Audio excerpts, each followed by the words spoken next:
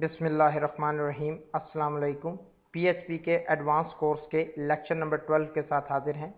PHP के इस lecture के अंदर जिस टॉपिक को हमने डिस्कस करना है वो है पीएचपी माईसीक्वल डिलीट क्यूरी। अगर हम पीएचपी माईसीक्वल डिलीट स्टेटमेंट या डिलीट क्यूरी की बात करें तो it is use to delete a record from the database table. कि अगर हमने डेटाबेस टेबल के अंदर से रिकॉर्ड्स को डिलीट करना है तो हम डिलीट की क्यूरी को यूज़ करते हैं। डिलीट की क्यूरी का सिंटैक्स बहुत सिंपल है कि डिलीट फ्रॉम टेबल नेम, यानी कि जो टेबल का नाम होगा, वेयर जो उसकी प्राइमरी की है और उसकी आगे वैल्यू। यहाँ एक बार याद रखिएगा कि अगर मैं डिलीट फ्रॉम टेबल नेम लिखता हूँ और वेयर की क्लॉज नहीं यूज़ करूँगा तो मेरी तमाम डाटा टेबल के अंदर से डिलीट हो जाएगा।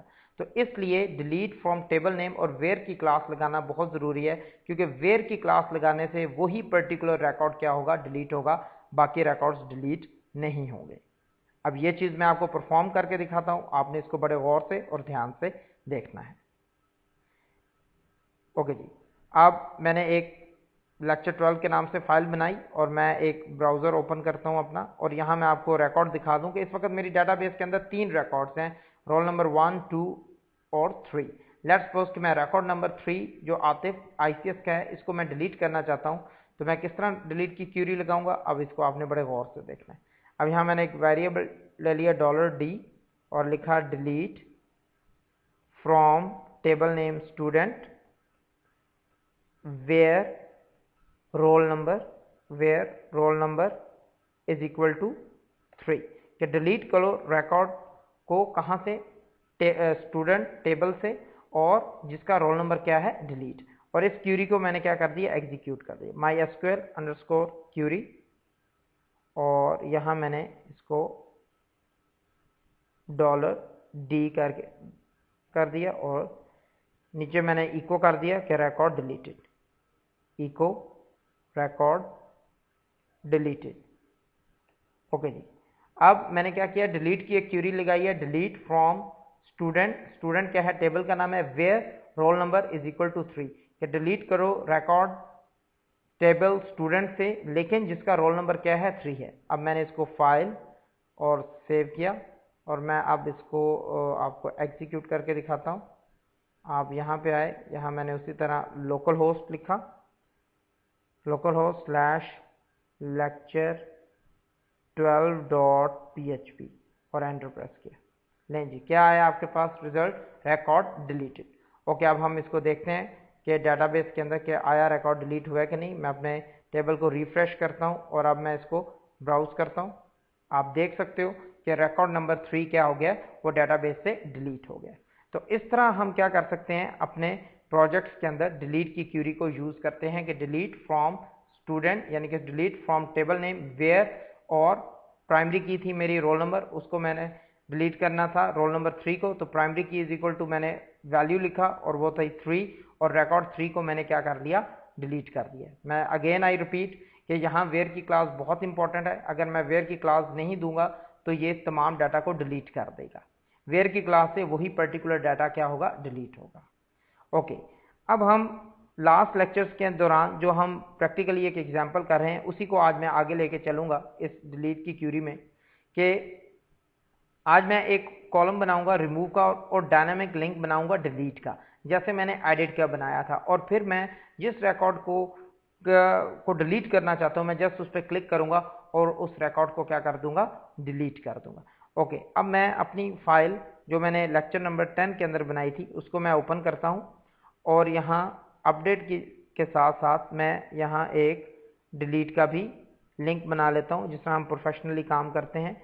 यहाँ मैंने इधर बना लिया, लेट्स सपोज रिमूव, और इसको क्या कर दिया, यहाँ क्लोज कर दिया। ओके जी, अब मैंने इसको फाइल सेव किया और मैं आपको चेक करवाता हूँ कि अब हमारा एक रिमूव का भी कॉलम ऐड हो जाएगा लेक्चर नंबर 10 के अंदर, जो हम एग्जाम्पल हम यूज़ करते हुए आ रहे हैं पिछले 2 लेक्चर से, ये देखिएगा। और अब मैंने एंटर प्रेस किया, अब आपने लेक्चर नंबर 10, और ये देख सकते हैं कि जैसे ही मैंने उसको रिफ्रेश किया आप देख सकते हो कि एक कॉलम नया ऐड हो चुका है जो है रिमूव का। ओके जी, अब इस रिमूव के अंदर मैंने उसी तरह डायनामिक लिंक बनाने हैं जैसे मैंने एडिट का बनाया था। बहुत सिंपल, जिस तरह मैं कर रहा हूँ इसी तरह आप करोगे तो आपके लिए बहुत आसानी हो जाएगी। और बेसिकली हम प्रोफेशनली इसी तरह ही करते हैं कि एक कोड को हम बार बार नहीं लिखते, क्योंकि हमारा एक जैसे स्ट्रक्चर होता है, तो उसी स्ट्रक्चर को हम आगे लेके चलते हैं। ओके जी, अब मैंने इस रिकॉर्ड को सारे को कॉपी किया और यहाँ मैं इसको पेस्ट किया मैंने। अब यहाँ कुछ मैंने चेंजिंग करनी है जो बहुत सिंपल सी है। नंबर 1 ये कि अपडेट नाउ की जगह लेट्स सपोज मैं पेज बना लेता हूँ डिलीट नाउ के नाम से, डिलीट नाउ डॉट PHP, और यहाँ इसका वेरिएबल ले लेता हूँ डी रोल, और बाकी जहाँ मैंने एडिट लिखा हुआ है वहाँ मैं किसको यूज़ कर लूँगा, वहाँ मैं डिलीट को यूज़ कर लूँगा, यानी कि यहाँ मैं डिलीट लिखूँगा, डिलीट। तो अब ये जो डिलीट होगा ये उसी तरह डायनामिकली आपका बनेगा जिस तरह एडिट बना हुआ है, और कॉलम 0 ही रखना है क्योंकि आईडी के ऊपर ही डिसीजन हो रहा है, तो इसलिए वो इंडेक्स 0 ही रहेगा। अब मैंने इसको फाइल सेव किया और मैं अब आपको चेक करवाता हूँ इसको। मैंने इसको रिफ्रेश किया। ओके जी, अब आप ये देख सकते हो कि आपका डिलीट भी डायनामिकली बन गया, और नीचे आप देख सकते हो कि मैं जिस डिलीट पे जा रहा हूँ वही रोल नंबर 1 और 2 देखें डायनामिकली चेंज हो रहे हैं। एडिट पे भी क्या हो रहा है, रोल नंबर 1 और 2 आपके चेंज हो रहे हैं। अब डिलीट पे क्लिक करने से क्या है कि मैंने डिलीट नाउ डॉट PHP के ऊपर जाना है। तो आपको याद होगा कि हमने एक पेज बनाया था अपडेट नाउ, उसी को मैं ओपन करता हूँ और वहाँ अब मैं डिलीट की क्यूरी लगा दूंगा। अब आप देखिएगा कि मैंने वहाँ अपडेट नाउ हमने एक पेज बनाया था, अगर आपको याद हो कि अपडेट नाउ, और ये जो पेज बनाया था सबसे पहले मैं यहाँ क्या करूँगा कि डी रोल नंबर कर दूँगा और इसको फाइल सेव एज करूँगा और इस पेज का नाम मैं डिलीट नाउ कर दूँ, डिलीट नाउ डॉट PHP। इसको मैंने डिलीट नाउ डॉट PHP के नाम से सेव कर दिया। ओके, और यहाँ गेट के साथ मैंने क्या लगा दिया, डी रोल नंबर, क्योंकि डिलीट का जो वेरिएबल है वो डी रोल नंबर। अब बाकी rest of the thing is same कि उसी तरह मैं रिकॉर्ड को फैच करूंगा और यूज़र को ये दिखाऊंगा या एडमिन को ये दिखाऊंगा कि ये रिकॉर्ड आप डिलीट करने जा रहे हो। और नीचे अब क्या करूंगा, वेरी सिंपल, कि एक तो मैं ये बटन का जो वैल्यू है इसको मैं चेंज करके क्या कर दूंगा, डिलीट, और दूसरा ये कि जहां मैंने अपडेट की क्यूरी लगाई हुई होगी वहां मैं रिकॉर्ड को क्या कर दूंगा, वहां मैं डिलीट की क्यूरी लगाऊंगा। मसलन यहाँ मैं लेट्स गो डिलीट रिकॉर्ड कर देता हूँ और यहाँ मैंने लिखा delete from table name student where की क्लॉज में यूज़ करूँगा, वो आगे यूज़ हुई भी है, इसको मैंने डिलीट किया। बाकी सारे को where roll number is equal to $RR जो पहले आ रहा था, और कोई चेंजिंग मैंने नहीं की, सिर्फ और सिर्फ क्या किया, डिलीट की क्यूरी लगा दी है कि delete from table name student where roll number जो $R में आ रहा है, $RR में आ रहा है, उस रोल नंबर को क्या कर दो, डिलीट कर दो। और ऊपर मैंने क्या किया, वेरिएबल डी रोल से डायनामिकली लिंक को गेट किया। अब यहाँ MySQL अंडरस्कोर और डॉलर मैं $DR कर दूंगा और नीचे मैं इको करवा देता हूँ रिकॉर्ड इज डिलीटेड, यहाँ मैं लिख देता हूँ रिकॉर्ड इज डिलीटेड। ओके, कि मेरा रिकॉर्ड क्या हो गया, डिलीट हो गया। ओके, मैंने इसको फाइल और सेव किया। मैं रिपीट कर देता हूँ कि मैंने इसके अंदर क्या चेंजिंग की है। नंबर 1 मैंने ये किया कि वेरी सिंपल कि मैंने इस पेज को अपडेट नाउ को डिलीट नाउ से सेव एज किया। दूसरा ये कि वहाँ जो लिंक था उसका वेरिएबल का नाम मैंने डी रोल रखा, जो मैंने यहाँ दे दिया। क्लियर, बाकी उसी तरह क्यूरी लगी, उसी तरह आपका फॉर्म एग्जीक्यूट होगा जिस तरह अपडेट के केस में हुआ था। यहाँ मैंने अपडेट बटन की जगह मैंने डिलीट उसकी वैल्यू दे दी जो उस बटन के ऊपर लिखा हुआ आएगा, बाकी सारा सेम। और यहाँ अपडेट क्यूरी की जगह अब मैंने क्या लगा दिया, डिलीट क्यूरी को मैंने यूज़ कर लिया। ओके जी, अब मैंने इसको फाइल सेव किया, इसको मैंने रिफ्रेश किया। अब आप ये देखें कि लेट्स सपोज मैं ये रोल नंबर 2 को डिलीट करना चाहता हूँ, तो मैं जस्ट डिलीट के लिंक पे क्लिक करूँगा, या मुझे दिखा रहा है कि आप ये रिकॉर्ड को क्या करने जा रहे हो, डिलीट करने जा रहे हो। ओके जी, तो अब आप देख सकते हो कि मैं अब क्या करूँगा, रिकॉर्ड को डिलीट करने के लिए डिलीट के बटन पर क्लिक करूँगा।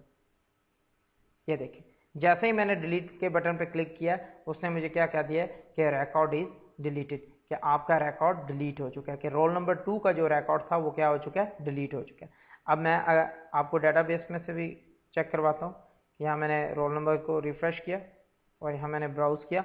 अब आप देख सकते हो कि मेरा वो रिकॉर्ड 2 जो सा था वो क्या हो गया, डिलीट हो गया, और इस वक्त सिर्फ मेरी डेटाबेस में एक रिकॉर्ड रह गया और रोल नंबर 1 कामरान और एनसीएस का। सिमिलरली अगर मैं यहाँ लेक्चर नंबर 10 वाले पेज को दोबारा ओपन करूँ तो आप देखोगे कि आपके पास वहाँ भी सिर्फ एक ही रिकॉर्ड नज़र आएगा आपको, लेक्चर 10.php, और इसको मैंने किया। अब आप ये देख सकते हो कि यहाँ क्या होगा कि आपको सिर्फ एक ही रिकॉर्ड नज़र आ रहा है। अब इसी तरह हम प्रोफेशनली काम करते हैं कि अगर मैंने इस रिकॉर्ड को एडिट करना है तो यहाँ मैं एडिट पे क्लिक करके इसको एडिट कर सकता हूँ। डिलीट करना है तो मैं इसको यहाँ क्लिक करके डिलीट कर सकता हूँ।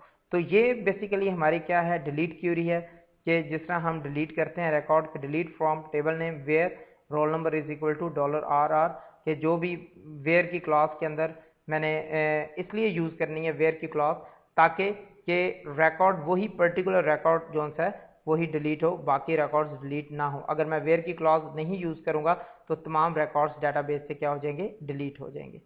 तो यही सेम रूटीन हमने अपडेट में बनाई थी, यही सेम रूटीन मैंने किस में बनाई है, डिलीट में, कि सेम कॉन्सेप्ट के साथ। वहाँ आप टेक्स्ट बॉक्सेस को भी रीड ओनली कर सकते हो कि सिर्फ उसको वो देखा जा सके, ना कि उसमें एडिट किया जा सके।